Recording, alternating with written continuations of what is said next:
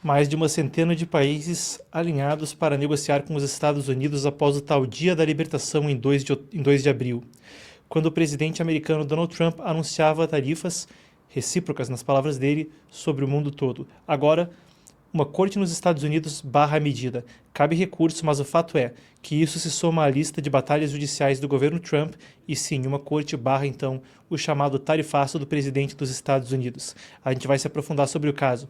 Ainda hoje, a gente fala também sobre uma nova proposta de cessar fogo em Israel. O governo israelense já aceitou, diz a Casa Branca. Aguarda-se ainda a resposta do Hamas, conforme há muito desgaste para Netanyahu e Israel com a situação humanitária em Gaza. A gente vai passar pelos detalhes. Essas vão ser as nossas coberturas especiais de hoje. Antes, fica o convite, uma boa tarde. Eu sou Marcos Chotkes, editor. Inscreva-se no canal, curta, comente, compartilhe. Cada curtida ajuda esse vídeo a alcançar mais pessoas e ajuda a gente também a seguir com nossa missão aqui no Brasil. Muito bem, a gente vai então às nossas manchetes do Brasil e do mundo e seguimos depois para as nossas coberturas especiais. A gente começa passando por Alemanha e Ucrânia. Na Europa, a situação é a seguinte: o chanceler alemão Friedrich Merz não descartou o envio de mísseis Taurus à Ucrânia, mas disse que a entrega levaria meses devido ao treinamento necessário, o que não ajudaria no momento imediatamente. Durante um encontro com Merz em Berlim, a gente cobriu ontem que Friedrich Merz se reuniu então com Zelensky em Berlim. Durante um encontro entre os dois, Zelensky voltou a pedir esses mísseis de longo alcance, tendo um alcance superior a 500 km, os sistemas de mísseis Taurus. Olaf Scholz, o chanceler anterior da Alemanha, havia já recusado um pedido como esse. Enquanto isso, a Ucrânia espera que a Rússia envie seu plano de paz antes da próxima rodada de negociações marcada para 2 de junho, novamente em Istambul. Esclarecendo quanto a uma nova rodada de negociações, há então conversas para que haja de fato uma nova rodada. A Ucrânia já enviou as suas exigências para a paz, aguarda-se que a Rússia envie as suas exigências para que se possa tentar chegar a um comum acordo. Esse anúncio acontece depois que, como a gente cobriu aqui na segunda-feira, após alguns dos maiores ataques de drones da guerra da Rússia contra a Ucrânia, houve então um relaxamento das restrições a armamento ocidental. Antes, armas cedidas por alguns aliados ocidentais tinham restrições, podiam ser usadas ou só defensivamente ou só dentro do território ucraniano. Essas restrições, disse o chanceler alemão, foram removidas, se tratando não só da Alemanha, mas de França, Reino Unido e Estados Unidos. Removidas então restrições para o uso de armas, é nesse contexto que acontece esse último desdobramento. Ainda falando de União Europeia e da Europa, a gente passa pelo seguinte: na Hungria, uma eleição se aproxima e a oposição toma a frente nas pesquisas. O presidente, o premier, o líder da Hungria é Viktor Orbán, uma figura muito notória por laços com um número de figuras de conservadores internacionalmente, seja Trump ou mesmo o ex-presidente Jair Bolsonaro no Brasil, uma figura que ganhou muita proeminência internacional nesse lado do espectro político. Ele agora então se aproxima de uma nova eleição e está com a oposição à frente nas pesquisas. É nesse contexto que se intensifica também uma série de acusações entre Hungria e Ucrânia. Apesar de ser um país membro da OTAN e um membro da União Europeia, há algumas críticas, um atrito interno dentro tanto da aliança militar quanto do bloco comercial, pela Hungria tomar uma retórica que às vezes pode ser entendida como pró-Rússia. Agora, há críticas de Orbán ao apoio europeu a Kiev e ele rejeita também sanções à Rússia e defende um cessar-fogo imediato, mesmo sem algumas das concessões de Moscou. Então, uma posição que segue à tona. Isso acontece conforme há acusações de espionagem entre os dois países. Um último desdobramento é essa acusação mútua. Agora a gente passa por uma série de notícias importantes que houve nos Estados Unidos. E lá vem história, são muitas coisas, muitos desdobramentos ao longo do último dia, dos últimos 2 dias, que a gente precisa se aprofundar. Então, em um outro capítulo da disputa entre o Executivo e o Judiciário, e uma disputa que a gente vai cobrir a fundo logo mais no programa, uma juíza federal dos Estados Unidos determinou que o governo Trump retome a análise de pedidos de imigrantes sob programas humanitários criados na gestão Biden. Essa decisão protege milhares de estrangeiros que vivem legalmente nos Estados Unidos. A suspensão desses programas por Trump, segundo a justiça, foi arbitrária e sem justificativa legal clara. A medida afetaria imigrantes do Afeganistão, da América Latina e da Ucrânia, autorizados a permanecer no país por razões humanitárias. Vocês vão lembrar, lá atrás houve alguma questão quanto à eventual deportação de refugiados ucranianos, tem a ver com essa medida. Então, agora mais um desdobramento quanto a isso. Enquanto isso, Musk está de saída do governo. Lá atrás a gente cobriu também quando ele havia anunciado que se retiraria e agora, desde ontem à noite, então, não está mais no governo.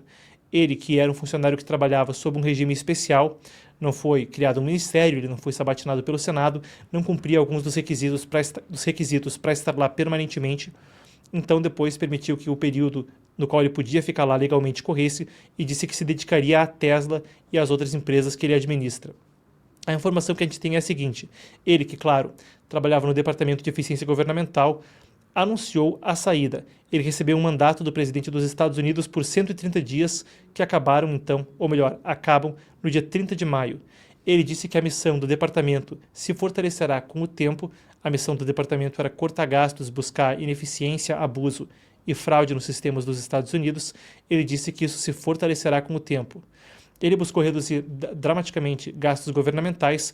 Há opiniões mistas quanto a alguns cortes dele tendo sido de fato efetivos, mas tem críticas que são questão ideológica. E o USAID, que é a polêmica agência dos Estados Unidos para Desenvolvimento Internacional, tem algumas outras críticas, mesmo dentro do campo conservador nos Estados Unidos, que são quanto à eficiência das medidas. Então, tanto críticas de cunho ideológico, quanto outras que são se esses cortes são de fato eficientes naquilo que se propõe a fazer.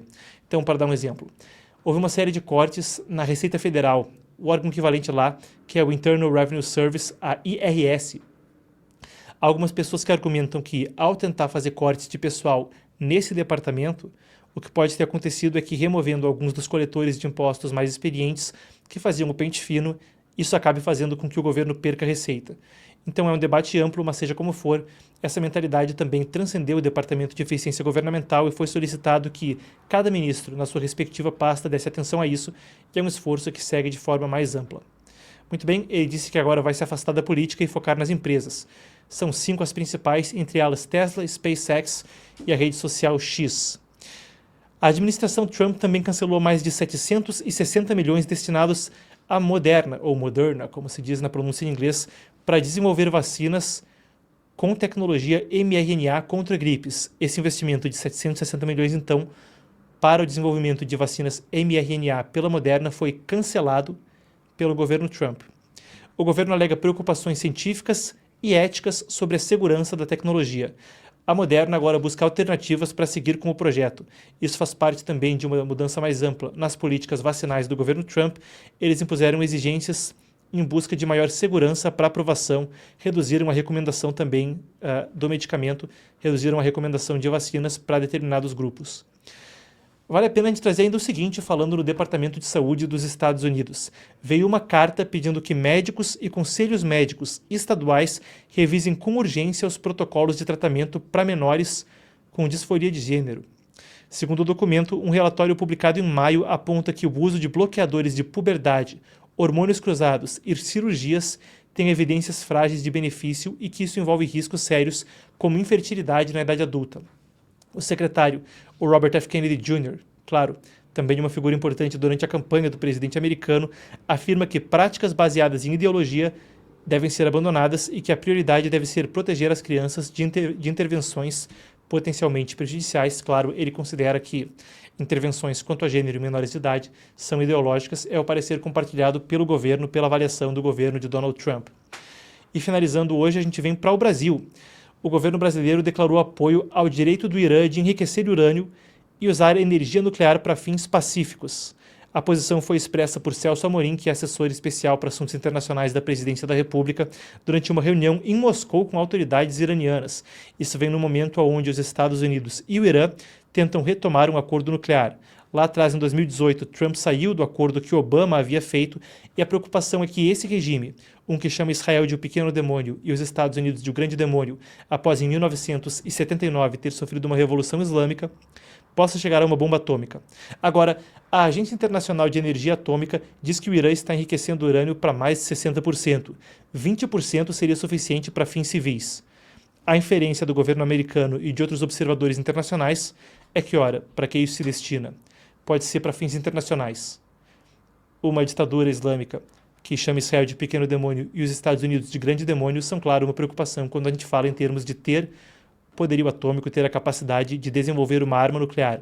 Em princípio, Washington exige o fim do enriquecimento de urânio e após agora quase 6 rodadas de conversas, a sexta deve vir em breve nos próximos dias, não parece haver muitas concessões do Irã quanto a parar de enriquecer urânio. Recentemente, autoridades disseram que essa seria uma linha vermelha. Então fica o registro. Houve uma tentativa anteriormente, se a gente resgatar lá atrás, eu lembro agora no governo Lula II, isso foi no finalzinho, 2010 para 2011, uma tentativa também de, junto à Turquia, intermediar alguma coisa para enriquecimento de urânio do Irã, ou melhor, para recebimento de urânio enriquecido pelo Irã de outros países.